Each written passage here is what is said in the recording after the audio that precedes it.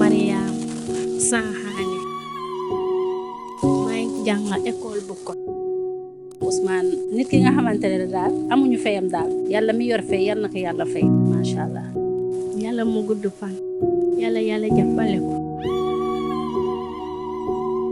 li may gis muy def moom kese lay wax fii mënuma témoigner leneen. Un enseignant modèle chaque année gis nañu résultats yi muy def dans les classes en plus de ceci day jël xale yi nekk ci classe am xool seen situation familiale ñu ci bëri da leen di jël këram la ñuy añee ba ngoon ñu ñibbi loolu yëpp xam nga kuy topp nit moo ko mën a def topp di xool sa situation yërmande daal moo ko ci poussé donc loolu yëpp gis naa ko ci moom. le petit déjeuner day xam ne xale yoo xam ne dañuy ñëw duñu ndekki seen kër moom moo koy jënd donc Ousmane Dabo vraiment mënuñu témoigner en un jour ci tous les bienfaits yi muy def daal dans cette vie là donc ñu koy ñaanal rek nañ koy ñaanal daal te ñaan vraiment ci vers ñi muy dem bu ñu ko xoolee leneen parce que xam nga jamono ji léegi bu nit ki jógee ni la jàppale ma nga xam ne dafa kii daal dafa sës parce que ku ne am nga lu ne ci yow li nga xam ne orgueil la doo bëgg vraiment ñëpp xamal la ko. je crois que Ousmane loolu la jugé ci peut-être que beaucoup de parents yi nga xam ne mënuñu jóg di dem demander mu nekk seen intermédiaire mais pas parce que moom moo ko bëgg mais pour vraiment jàppale ay nit la.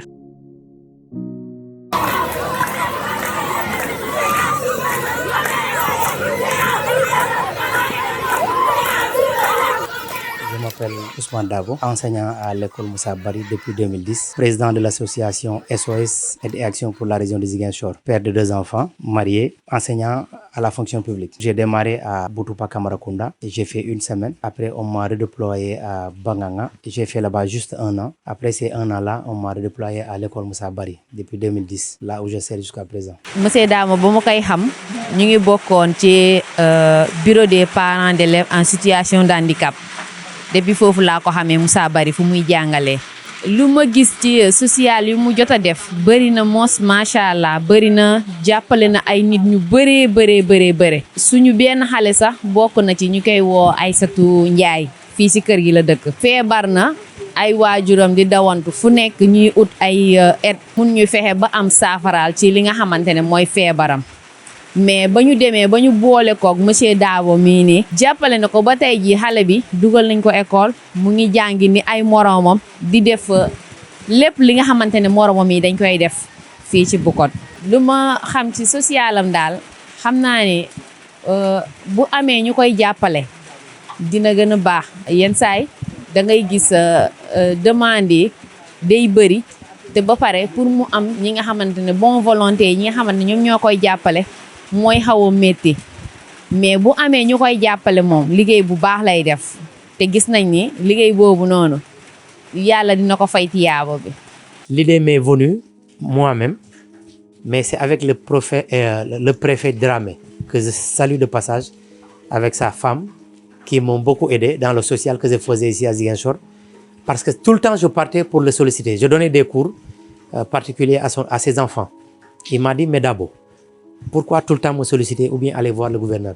Mais il faut créer une association. Je lui ai dit, moi, je ne connais pas le chemin. Il faut m'aider avec les autorités qui sont là pour qu'au moins avoir ma propre association. Il m'a dit, maintenant, je vais te mettre en rapport avec le doyen Diallo qui est au CEDEPS. Il l'a appelé devant moi. Il lui a expliqué la situation, je suis parti.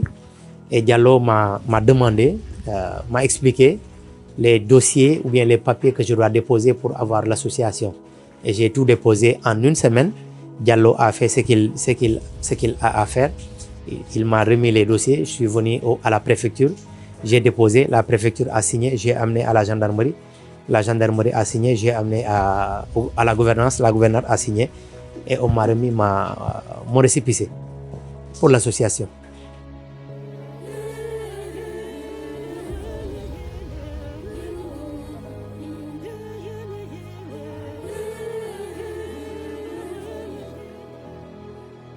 témoignage bu ñu mënti def ci Ousmane Dabo rek doyul te di ko sant di ko gërëm ndax li mu nekkee les enfants malades yi muy topp nii seen yaay duñ ko topp seen papa duñ ko topp fu mu jëm fu ne mooy fayal boppam hôtel dina ut ay partenaires yi nga xam ne ñu ko jàppale mu jëlal leen hôtel xale yi fanaan fa ay jour dem hôpital transport beeg yëpp ordonnance yeeg yëpp dina ko lijjante ba xale bi jóg te seeni pap seeni yaay duñu xam lu xale bi jógee donc loolu sant yàlla bu mu bëri te ñuy ñaan yàlla mu bëri ci dëkk bi lu mel noonu parce que yooyu la ñu soxla ndax kenn mënalul sa bopp te di ñaan yàlla rek yàlla bàyyi ko fi ci kanamu njabootam mu gudd fan bu baax a baax yàlla yokk ko vraiment ci lépp lu muy liggéey jàngale bi mu nekk ni yàlla yóbbu ko fu kawe vraiment yal na ko yàlla fay te vraiment loolu laa mun témoigner ci monsieur Dabo man ki social bu ma ko xamee wax dëgg yàlla chaque fois su ma dajee ak moom wala ma gis nit rek mu romb man leen kii daal vraiment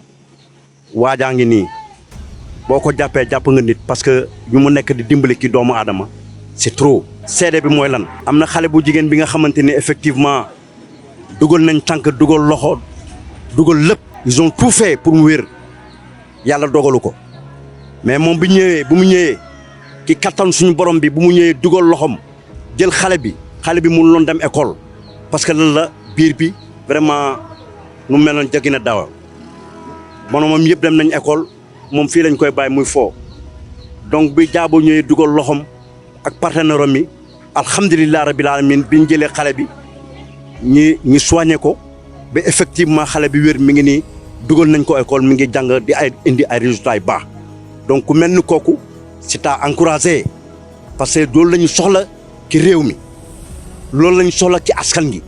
Mes motivations dans le social, c'est une chose qui n'a pas démarré aujourd'hui. Parce que je pense bien quand j'étais à Boutoupa lors de mon premier poste, quand j'étais là-bas, j'ai fait, je crois bien, 1 semaine. Mais durant ces 1 semaine, on m'a présenté le chef de village qui a fait le tour du village pour me présenter les notables qui sont là-bas, notamment les imams et les gens qui habitent dans le village. Quand j'entrais dans les maisons, la première chose qui me frappait, c'était quoi? Il n'y avait pas de moustiquaires dans les chambres. Je me suis dit, arrivé à Ziguinchor, il faut régler ce problème-là. Alors, depuis que je suis venu, je suis allé à l'hôpital Silence. J'ai vu mon beau-frère qui est là-bas, du nom de Mami Diata. Je lui ai expliqué la situation. Il m'a donné, je crois bien, 100 moustiquaires. J'ai amené les moustiquaires, j'ai remis au chef de village qui s'appelait Kamara. Il a fait la distribution. Bien. Arrivé à Gonoum, quand j'étais là-bas, j'ai démarré le cours au mois de novembre parce qu'on m'a redéployé un peu tard. Donc j'ai démarré le cours avec les enfants. On a fait 1 mois et demi. Après, on nous a donné les fêtes de Noël. Mais durant ces 1 mois et demi, la majeure partie des enfants portaient un seul habit. Et ça m'a touché. La veille qu'on donnait les fêtes de Noël, j'ai appelé un gosse qui est aujourd'hui au Maroc.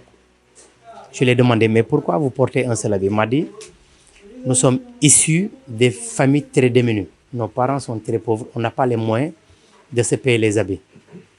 J'ai dit, d'accord, j'ai noté. Arrivé à Ziguinchor, j'ai commencé ça ici dans la maison. J'ai vu les sœurs, la maman, mes tantes qui sont là.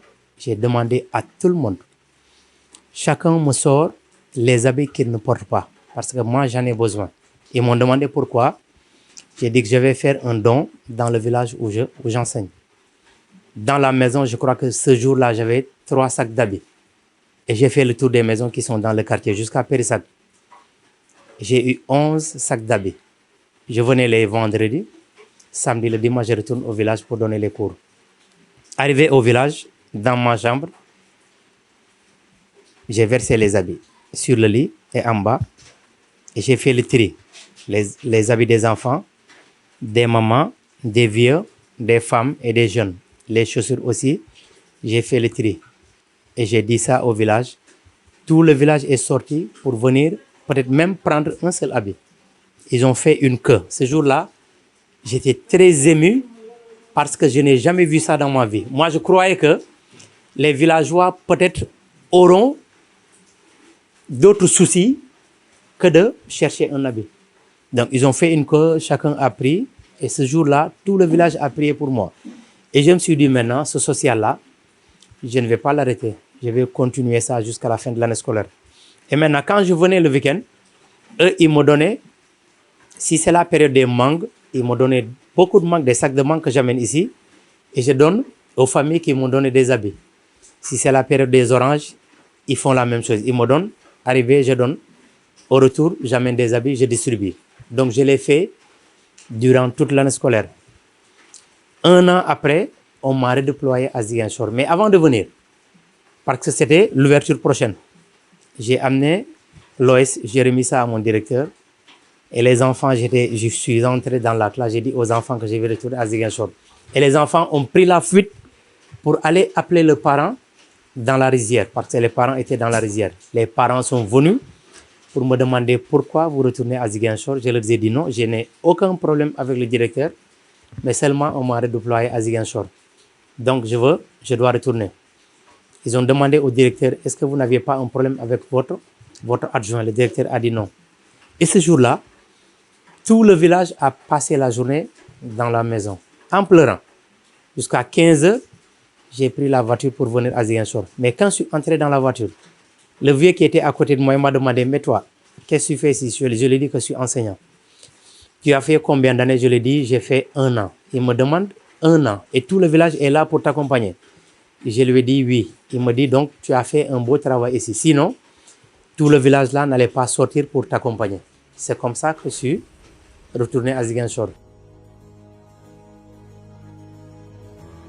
sama doom dafa doon jàngi école Moussa Bari mu wàcce école fekk ci su ma jógee marché moo fekkoon ci yaram bi mu ngi tuuru deret ma séen ko mu ñëw ànd ak monsieur Dabo ma ne xëy na accident la def bi mu ñëwee yegg si mooy Dabo ne xaba ma ne kii dafa jëkkee daanu ca classe bi da dafa am rab di day daanu ma suma doom musul daanu rab ñun fii amul kuy daanu rab xëy na du ñàkk comme feebar bu day dabee mun na ne waaye moom musul am kuy daanu rab mais dara ba nga ko sàng nag bi ma ko sàngee suma doom ci boppam ne ma yaay bi ma daanoo dara bi sàng ma monsieur Dabo jógee ci classe am te moom ki koy jàngal xam nga Ziguinchor réyul ki koy jàngal sa soo mbokk la mais xamante wuñu monsieur Dabo nekk ci classe am moo daw si ñëw ñu naan ko monsieur Dabo bul laal xëy na kii ku de rab la da lay walla moom mu ne leen li rey xale bi na ma yóbbu waaye du ma si xale bi der di ko sàng ma di ko seetaan du ma def loolu na ma rab yi yóbbaale maa moom ñu dem mu engagé loolu foo mbaxat nettoyé ko ànd laaj xale bi ci yoon ñuy waxtaan ak xale bi ci yoon bi bi ñuy waxtaan ak xale bi ci yoon bi xale bi xamal ne ko ni moom dafa mosoon daanu mais bu ñu demee hôpital nee na cardiaque la yor bon ma ne ko mun naa léegi mu daaw ñëw mu daaw daan ma ne ma léegi xale bi nee ma dafa amee cardiaque léegi naka la man ko man fépp def ma jaaxal dama amul cardiaque bàyyi amul cardiaque ñun fi am ko am cardiaque mais moom ñeen dafa am cardiaque ah mu daaw léegi li ñu am lu ñuy def nañu yóbbu nañu ko def hôpital. J'avais une classe de CI. J'avais pas assez d'expérience parce que c'était ma 2e année. On m'a donné une classe de CI, j'ai démarré. Ensuite, je me suis dit maintenant, comme on connaît en ville et beaucoup d'élèves ont des difficultés en lecture et en mathématiques, il faut les aider. Comment les aider? J'ai vu le directeur. En ces temps, il y avait le directeur Doyen Bien qui était là-bas. Je lui ai expliqué la situation. Il m'a dit maintenant, si tu veux dispenser des cours du soir, tu pourras le faire. J'ai vu les parents. J'ai commencé à dispenser les cours du soir 2010, 2011, 2012, 2013, 2014, 2015. C'est en ce moment que j'ai connu la petite Ndeye Aram, que j'ai sauvée en première à Ziguinchor. Comment ça s'est passé? Le jour-là, on faisait un essai à l'école, dans le bâtiment qui était vers l'ouest, je pense. Moi, j'étais à la correction. Tous les collègues sont partis. Comme que j'étais concentré sur les copies, j'ai levé la tête, j'ai vu les collègues dans l'autre bâtiment. Je suis parti, j'ai trouvé l'enfant sur terre. Mais dans ma classe, j'avais une boîte à pharmacie. Donc, tout enfant qui se blesse à l'école, on l'amène dans ma classe pour prendre les premiers soins avant de l'amener à l'hôpital. J'ai trouvé l'enfant en bas, le visage était un peu ensanglanté. J'ai pris la fuite, je suis parti dans ma classe. J'ai pris la boîte à pharmacie. Alors, je suis venu, j'ai nettoyé le visage. Et j'ai pris la tête de l'enfant, je l'ai mis sur moi. Après quelques 20 minutes comme ça, elle s'est réveillée. Je lui ai demandé où tu habites. Il m'a dit j'habite à côté. J'ai pris un taxi, je l'ai amené chez elle. J'ai trouvé sa maman là-bas. La maman m'a demandé qu'est-ce qu'il y a, elle a fait un accident ou pas. Je lui ai dit non, elle est tombée à l'école. Il m'a dit pourtant l'enfant n'est jamais tombé à l'école. Il est à la maison. C'était un vendredi. Le lundi, on l'a amené à l'hôpital. On a trouvé les médecins là-bas. On a fait l'échographie, scanner, je sais pas, écho-cœur et tout. Et on a diagnostiqué que l'enfant avait des problèmes de valve, un problème de cœur. Mais on avait trouvé un médecin, un docteur qui était très mobile, du nom de docteur Diaby, qui est aujourd'hui à Dakar, à l'hôpital Dalal Jamm, je pense, qui nous a guidés, qui nous a orientés jusqu'à trouver des partenaires à Paris qui ont pris la décision de prendre l'enfant en charge. Donc l'opération, le séjour, on a demandé seulement à la famille de trouver un visa et le billet d'avion. Docteur Sall moo fa nekkoon bi mu ko mu ne ma kii fa yóbbu ko traitement mu ne passé def nu mu tudd rajo externe mu ne waaye nag 25 000 la ne di nga am xaalisam ma ne ko yàlla baax na. bi ma demee ma ñëw génnee si 25 000 yóbbu ñu defal ko fekk avant bu ñu koy kii sa docteur ne ma yow kii am dafa sérieux de cancer mu dafa cardiaque dafa sérieux kii boo ko kii lii nga ko ñàkk ma ne ko mu ne ma léegi am naa benn copain bu ne monsieur Diaby moo war a ñëw su ñëwee naa la booleeg moom ne mooy la affaire cas social yu xale yi dem bitim réew ma ne ko baax na yàlla def ma toog ci benn bis rek ma ne ko ma jël numéro papam wala yow mun ma jox ko sa os ne yaa gën a libre que papam ma jox ko suma numéro ma toog benn bés nii rek numéro bi daal di ma woo bi ma wooyee ma dem mu wax ma loolu mu ne ma léegi am na benn tubaab bu war a ñëw di dimbale xale yi léegi nag ma jox la kii nga boole ko ci mais il faut wuti passeport amul passeport léegi am nga tubaab mu kayit la xam ñu nekk ci wóorantu tubaab bi gëmul mu dem parce que datam dafa jot mu dem bi mu demee ma ñu expliqué monsieur Dabo ne ma léegi naka la parce que man lépp lu ma def hôpital dama koy wax ndax yàlla ba barke ma tam xale bi ñëw ba fii mu ma ci bi jàppale donc lu may def war ma koo nëbbu bi ma ñëwee moom ñu ànd dem bi foofu ñu gis loolu monsieur Diaby ne kii il faut ñu yóbbu ko léegi naa gis soo benn tubaab boo xam ne mu nga fa mu dem gis docteur yi foofu ñoo xam naka lañ koy def ma ne ko baax na bi ñuy aussi nekk ci utum kayit ñuy laaj ay kayit kii moo ko dox Moussa bi ma koy boo xam ne ma comme kii moom a gën a facilité léegi bàyyi ma nga jox Moussa mu dem moom bàyyi ji daal di woo Moussa waxtaan moom mu ne ko di bàyyi naa ko soo yooyu samay doom ngeen dem ci ambassade bi ba ci assurance bi ba ci kii bi fële yëpp moom moo ko dox def yëpp dugg gën a kayit yi mooy génne man gannaaw benn 5000 francs bi ma génne def ko paas ba escale loolu laa xam ne mu laa fàttaliku ci moom waaye boo ko dugal ci xaalisam ñaxam ak mbaaxam rek mu defal ma ko. L'enfant n'avait pas de pièce d'identité, n'avait pas de passeport. Il fallait trouver tous ces papiers-là. Donc j'ai expliqué à sa maman qu'il faut maintenant faire les premiers pas. J'ai appelé un ami qui est aux États-Unis, du nom d'Abdoulaye Dia, qui a envoyé 50 000. Je suis parti à la police, j'ai déposé la pièce d'identité. Un mois après, la pièce est sortie. On a déposé le passeport à la police Yamaton. Donc une semaine après le passeport est sorti. Alors je suis parti au consulat de France qui est en ville. On m'a donné les papiers qu'il faut chercher.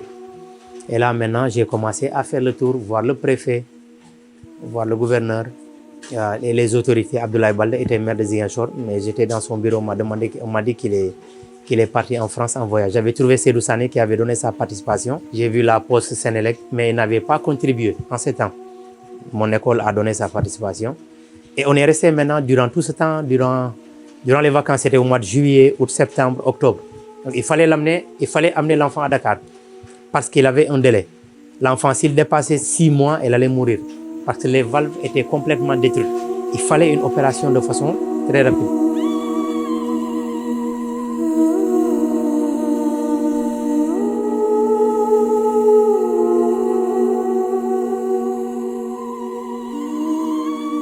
bu ñëwee dañuy ne opération ñu xool ñu noon dañuy def kii pour mu dem xaalis amuloon bi nga xam ne xaalis amul nag dootu jaar maman kii quelques jours rek fii may naa la 1 mois su yeggul fële rek da nga koy ñàkk ma ne ko yàlla baax na waaye ñu dem tam gën tanwe leen loolu def ma kaa def kii kaa ñu dugg di gën kii yor xaalisam dugal na ko ci mais xaalis bi batul mu ànd ak benn monsieur Sambo kooku ñoom ne léegi dañuy jéem a seet ñu wax ko ci rajo yi xëy naa ñu jàppale la bi ko defee ci rajo dañuy jàppale bi ko wax ci rajo rek mu taw benn Miss Sénégal mais fii de kon Miss Ziguinchor ñu ko ne may mën a jàlloo kooku moo jël engagement boobu mu ne waa lii naka la mun a am Ziguinchor te autorité yaa ngi Ziguinchor mënuñu dimbala xale bi te bu ñu xale baa ngi ne cas bu sérieux kooku daal mu ñëw daal dugg ci xaalisam daal di woo monsieur Dabo woo moo tax nag kooku ba kooku wax ko kayit yi mu war a wuti yëpp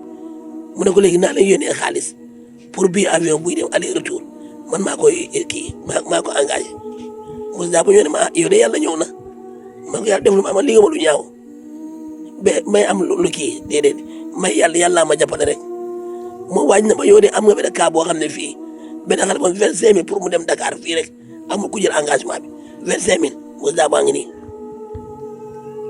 léegi nii daal la ñëw kii wax ma ko ma ko léegi nag ma avion bi kuy dem ma ne ko ma dugg avion mosuma dugg avion ma juddee su ma nee ba léegi léegi yaay dem mu ne dee bés meer yow demal ma ne ko déedéet mosuma dugg avion mais yow di nga dem moom moo dem ñëw defar kayit yi def yëpp ñëw jël xale bi fii kooku yéene ko fii mu jël xale bi yëpp ko Dakar ma ne ko bu dee dañuy dem France sax da ngay dem bu dee dem France yow yaay dem waaye man duma dem ñu dem moo koy bi ambassade jàppale bi kooku dem ñu opéré ko moom sax ñu mujjee génnee benn xale boo xam ne moom au moins boo ko tane dañu mujjee génnee kayitu kooku pour ñu mun ko dugal parce que kaam dafa sérieux woon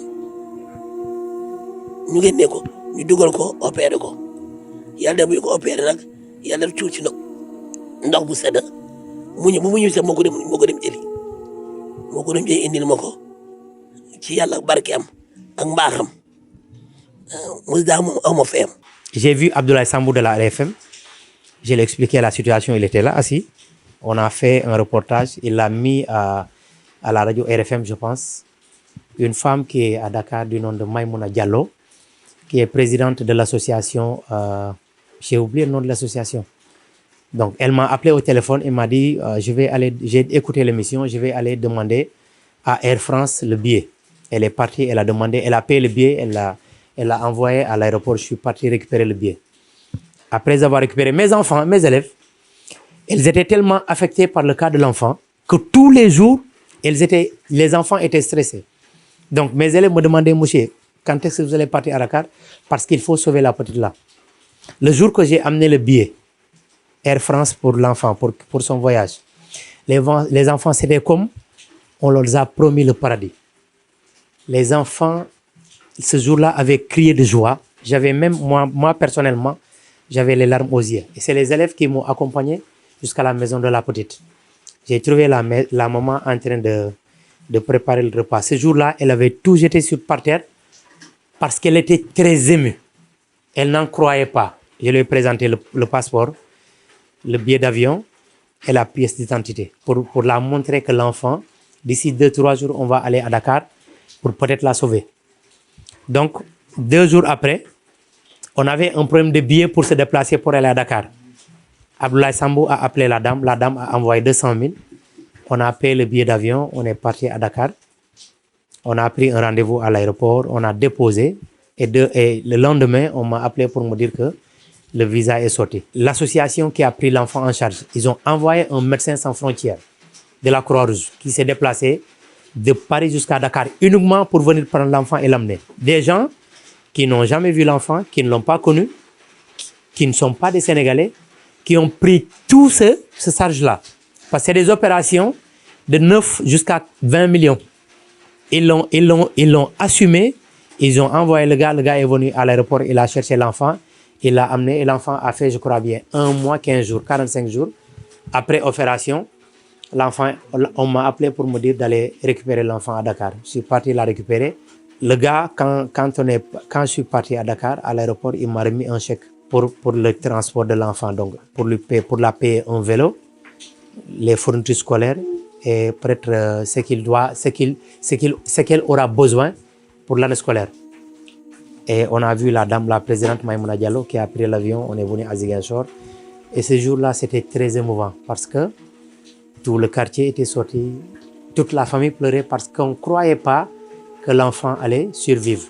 C'est comme ça maintenant que le social est venu. Moussa Dabo taxawaay mu taxaw si fii Ziguinchor gi bu ñu amoon beneen ñaar sax ñun noppal nañu moom nag mu ngi def lu man moom moo daa bu ne lekkul naanatul jabar ji def koy kalaame de ndel def koy ne yaa ngi am nga ceeb am nga diwlin sa dépense ngi nii li ma war a jox nga def ko yëri bay ba jox ko ñeen ñu dem faju moom moo ko gënal danga ko koy jaral nag jabar kaas na ko mais mënu ci dara te ci comme kii loolu ci loolu lay yëngu yor mbaaxam xool yërmandeem rek mu attaqué loolu mais jabar kaas na ci loolu mu ne ko mën a ko jox ngay jënd yër de sol te ñu yaa ngi toog feebar ay xale yu ndaw moo sew ba dara moom kay di ko ñaanal moom li ñu sóobu ci moom ak li ñu ci séntu yàlla na ko yàlla defal ah di ko ñaanal guddi fan ak wér ak sutura liggéey bi yàlla gën koo barkeel suma doom ji demal ba ci bunti cimetière bi mu daa ba ko delloo si yàlla barkeem waaye kon kii naa ko doon gis mais may yàlla rek waaw. Ousmane maa ngi koy bayal yàlla daal maa ngi koy bayal yàlla nit ki nga xamante ne am na yërmande ci xale te xale moom ku am yërmande ci moom rek am nga lépp ndax ñun dañoo jur rek waaye xamu ëllëg ku siy bénéficié yow te moom nag mu ngi ci classe am mu ngi jàngale mais day bay itam bu amee malade day bay jàngale bi dem yóbbu malade bi nekk ak moom foofu ba yàlla may ko tan mu dellu si ak yeneen donc maa ngi koy ñaanal gudd fan ak wér di ko ñaanal njabootam fu mu bëgg a egg rek yal na ko fa yàlla yeggal. Sauver une personne n'a pas de prix. Là, au moment où je vous parle, j'ai eu à sauver, j'ai eu à aider, j'ai eu à assister une trentaine, à peu près 33 si j'ai bonne mémoire, 33 ou 34 enfants, avec n'importe quel type de maladie. Des maladies qui nécessitent des déplacements à Dakar avec des moyens extrêmement difficiles. Parfois, je me déplace avec un avion. Tu prends l'enfant, sa maman et moi-même, on se déplace avec un avion. On prend un logement à Dakar. 15 000 jours, 10 000 jours, parfois 18 000 jours. Si ça nécessite une opération, parfois je reste à l'hôpital 1 mois et demi, 45 jours, voire même, avec l'enfant jusqu'à ce que l'enfant guérit. Je prends l'avion, je le ramène à Ziguinchor. Parfois, on voyage avec le bateau ou bien avec le bus. S'il n'y a pas de moyens, je prends les voitures 7 places, on se déplace à Dakar pour aller faire les soins.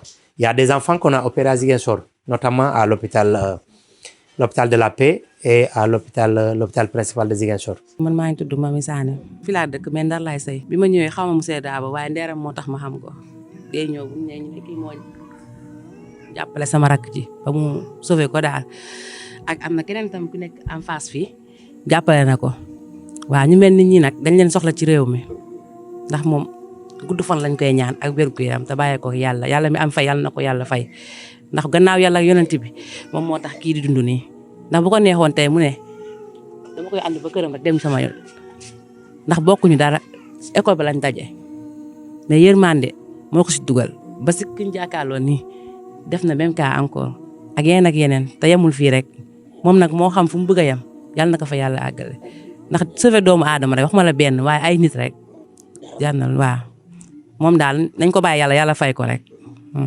Quand il y a un cas, je l'expose. Je le dis aux autorités qui sont là.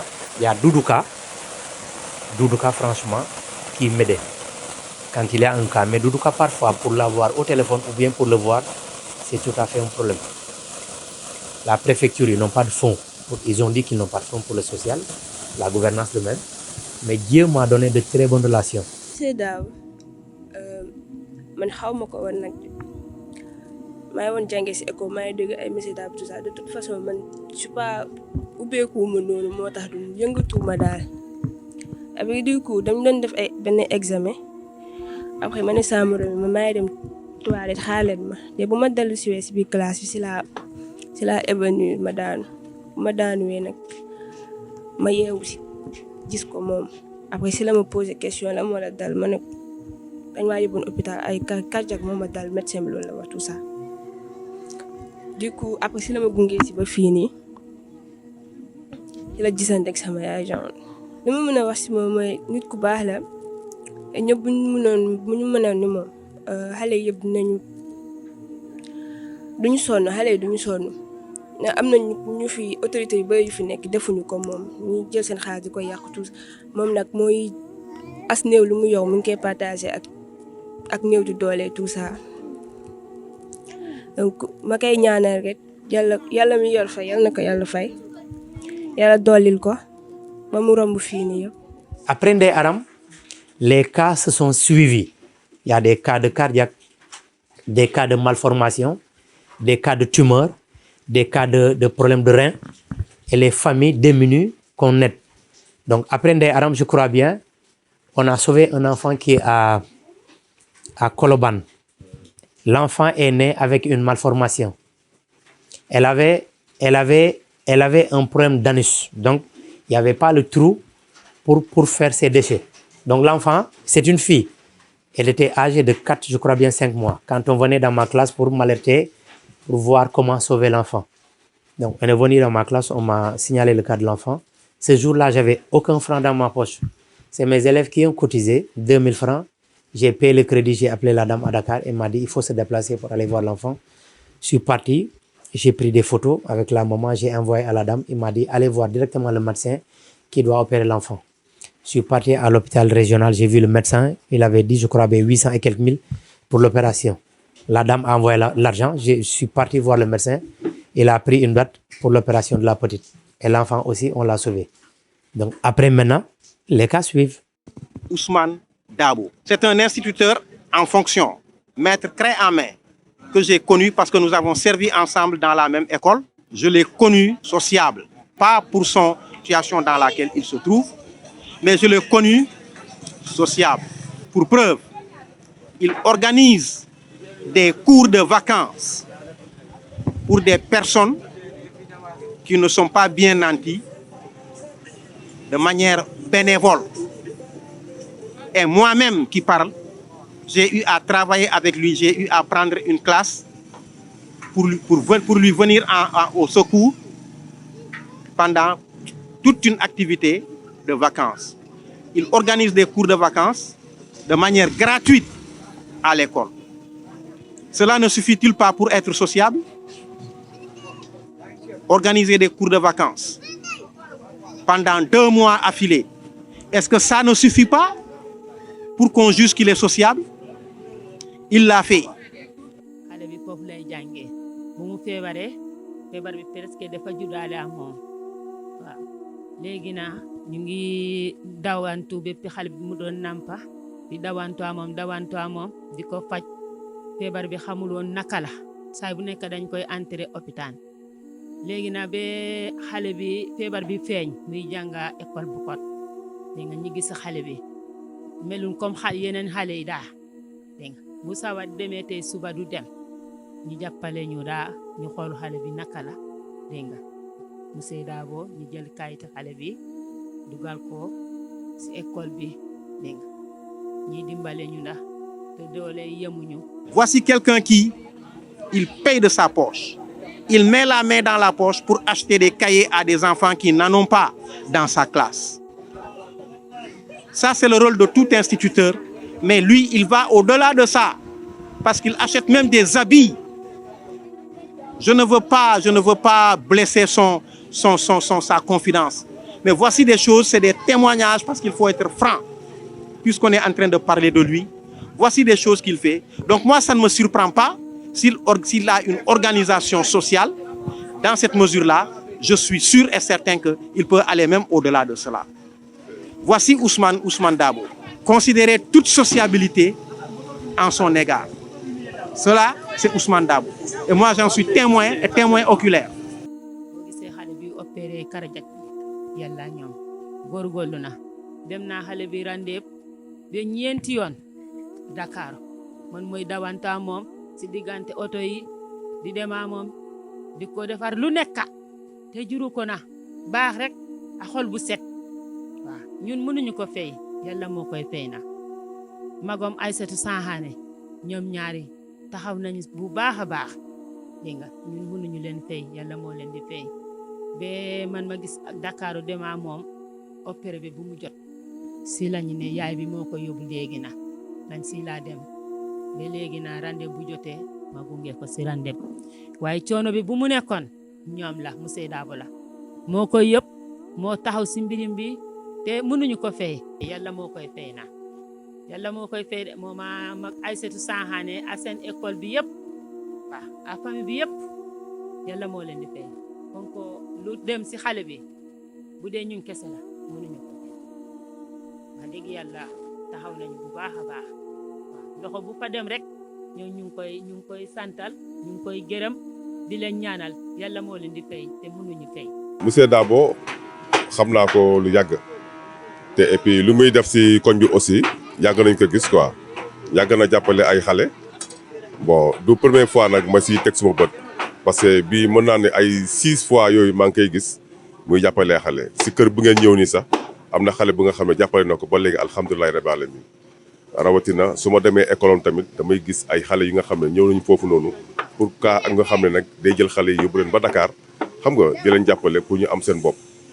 bon genre bi nag wax dëgg yàlla moom soxla nañ ko si réew mi parce que ku nga xam ne moom yaa ngi jàngale yaa ngi joxe xam-xam rawatina nag yaa ngi jàppale quartier bi encore di leen jàppale pour ñu am seen wér-gu-yaram genre yooyu nag wane leen dooleel te nu ñu leen mën a dooleel rek amul prix waaw wane leen jàppale bu baax a baax di leen dooleel parce que genre bi moom wax dëgg yàlla ñun dañ koy gërëm di ko sant parce que rawatina kër gi bu mu ñëw nii booy boobu soo ko gisoon ak tey soo ko gisee da ngay dee alhamdulilah rabbil alamin waaw bon ñu ngi koy gërëm nag gars yi di ko sant si lu muy def te yàlla na ko yàlla jàppale mu am taxawaay bu baax a baax a baax a baax. tey jii lu tax ñu opéré suma rakk bi mii tax lépp si monsieur Dabo la jaar ak suñu mag mi madame Dramé ñu leen di sant di leen gërëm bu baax di leen nuy di sant tamit seen taxawaay monsieur Dabo ñëpp a ko xam nag si réew mi du nit bu ndaw monsieur Dabo moom ñëpp a ko xam te dimbale jeunesse bi te nag école bu kot soo ñëwee école bu kot soo nee xale yi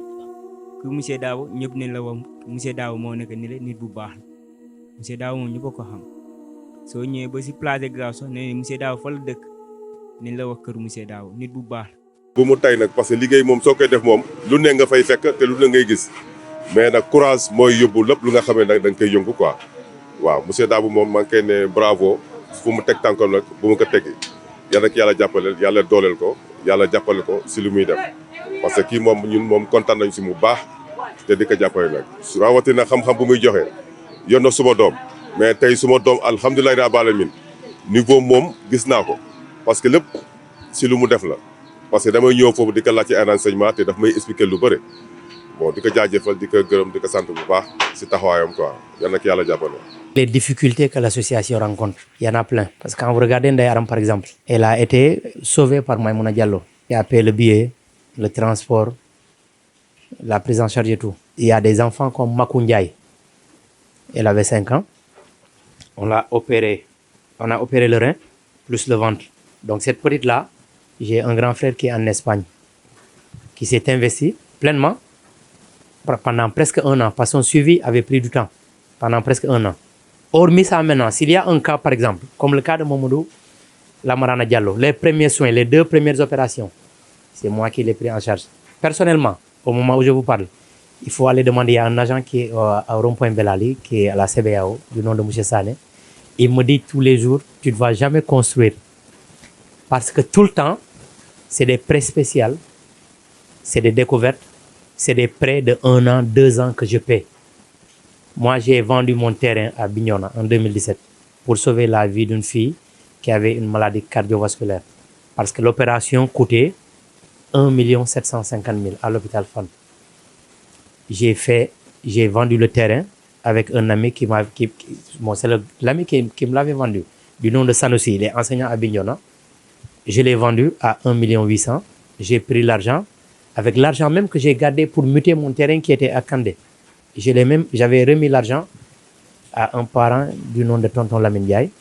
Je suis parti, je lui ai dit, mais tu me remets les 100 000 parce qu'il y a un cas urgent que je dois amener un gosse à Dakar, une fille à Dakar. Il m'a remis l'argent, j'ai pris l'argent avec les 1 800 000, je suis parti à Dakar et l'enfant là a été sauvé.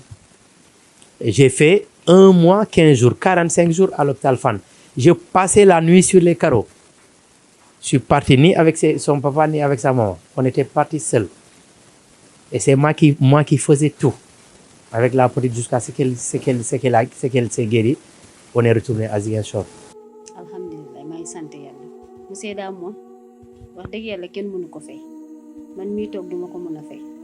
Monsieur Dabo lu ma jàppale yàlla rek moo ko mën a fay waaye doomu aadama mënu ko fay parce que man sama doom bi dafa nekkoon feebar bu garaaw bu ko amoon feebar bu garaaw faj nañ ko fu ne régional def naa fa 3 yoon ñu koy opéré waaye taxul mu wér ba benn bés muy dox ba mu daje ak monsieur Dabo fekk xamante wuñu sax xale bi dafa doon dox nii rek muy foo mu daje ak monsieur Dabo mu ñëw laajte xale bi fan la dëkk nguuda moo ko ne si suñu ginnaaw kër gi fii la dëkk nguuda indi ko fii ñu ñëw fii ñu fekk ma fii ñu nuyu ma ñu laaj ma ñu ne ma xale bi xanaa faj leen ko ma ne ko ah kay xale bi faj nañ ko réseau daal def nañ lu ne waaye taxul mu wér ma ne ah man de bu dee du dara bëgg naa leen jàppale si xale bi ma ne ko xale bi boo ma si jàppale man kay naa la ko may macha allah xale bi moom bu may jàppale rek laay wóor yàlla nag indil na ma ko mu ñëw jàppale ma ci xale bi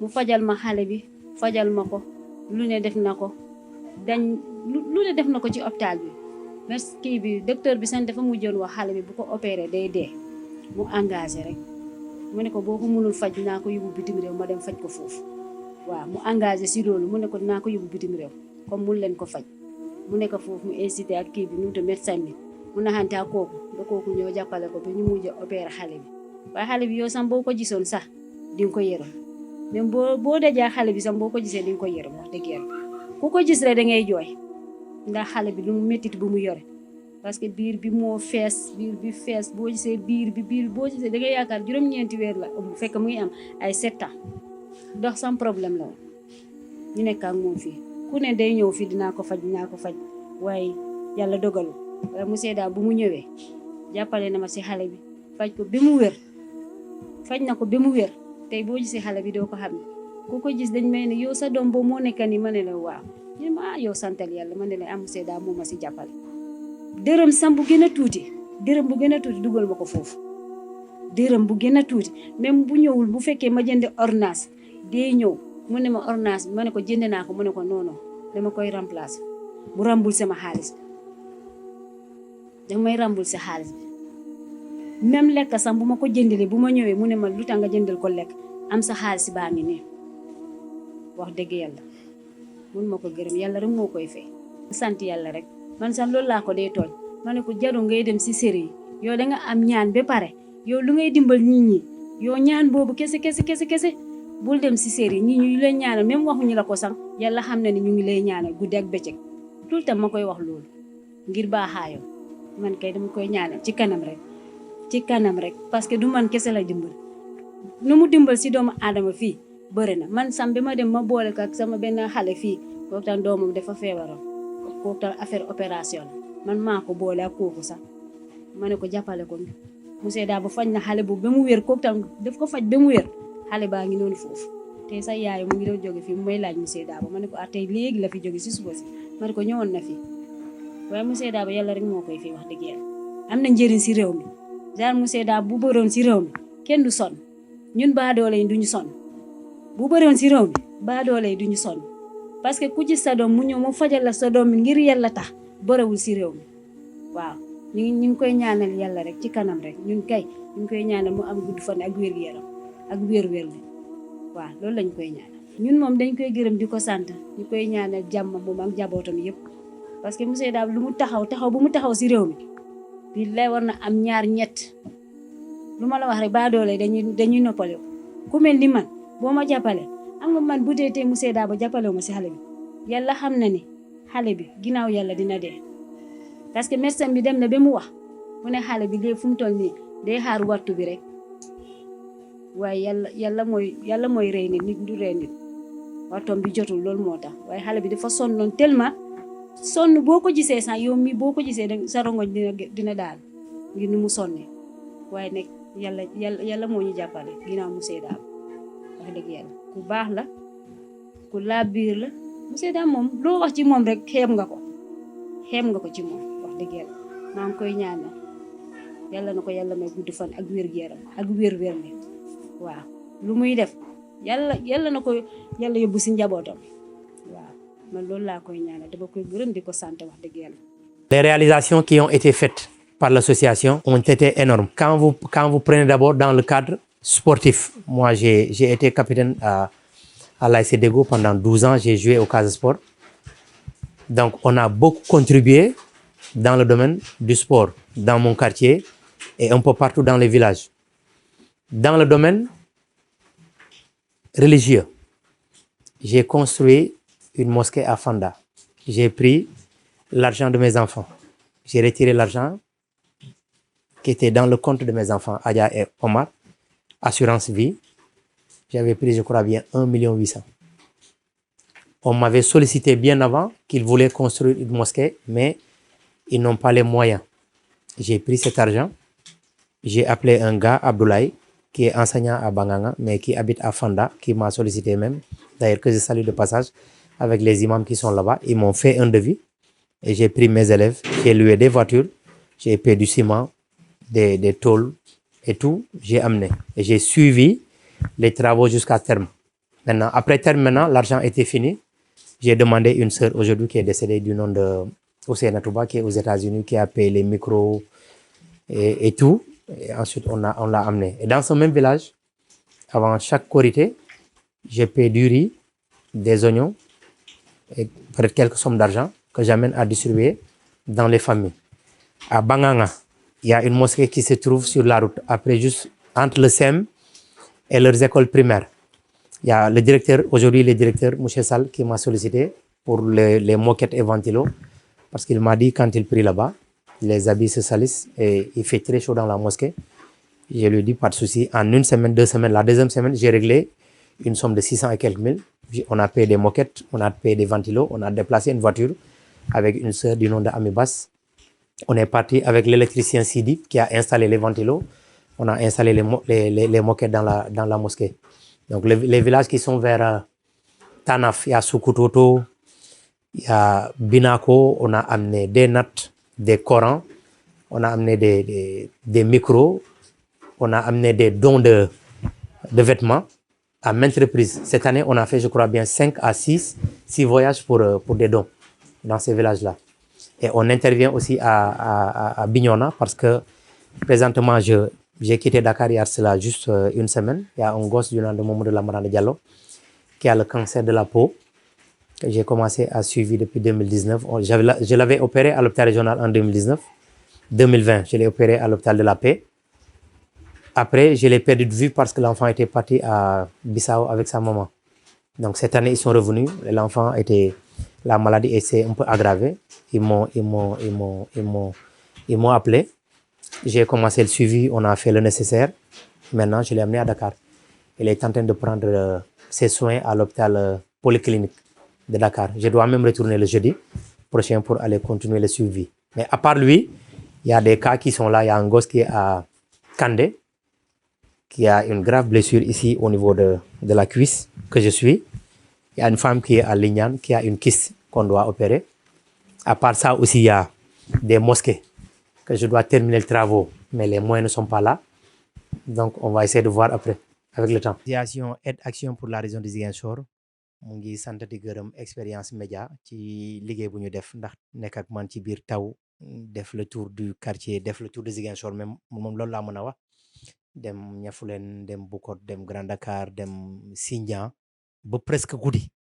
Donc di leen jaajëfal ñoom ñëpp di leen di gërëm vraiment seen liggéey bi yàlla barkeel ko yàlla jëmale leen kanam ñoom ñoo xam lu ñu bëgg aussi vraiment ba suba ñu leen di dëgg si site web yu gën mag ay YouTube ak ay Instagram ak fu ne ñu leen di woo ay reportage un peu partout dans le monde yàlla mën na ko yàlla def si seen xol bu rafet ak seen yéene bu rafet ak seen expérience aussi ndax gis naa fi benn équipe bu méngoo benn équipe bu man liggéeyam ban équipe bu nga xamante ne vraiment ñu ngi tooñante am na ambiance am na familiarité daal macha allah.